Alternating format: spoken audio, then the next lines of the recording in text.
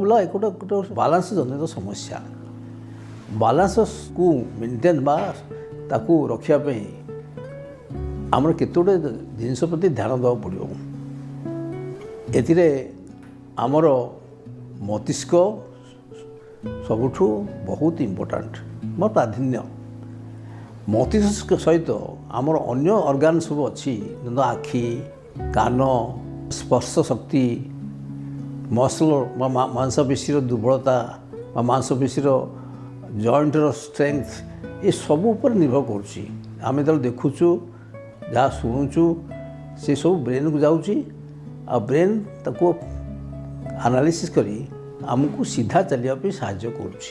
ତେଣୁ ଗୋଟେ ବାଲାନ୍ସ ବା ଯେଉଁଟାକ ମୁଣ୍ଡ ବୁଲେଇବା ରୋଗରେ ଏଇ ଯେଉଁ ପ୍ରୋବ୍ଲେମ୍ ସୃଷ୍ଟି ହେଉଛି, କ୍ଷୀର ସମସ୍ୟା ହେଇପାରେ, କାନର ସମସ୍ୟା ଯୋଗୁଁ ହେଇପାରେ, ଆମର ଯଦି ମାଂସପେଶୀ ଦୁର୍ବଳ ହେଇଗଲା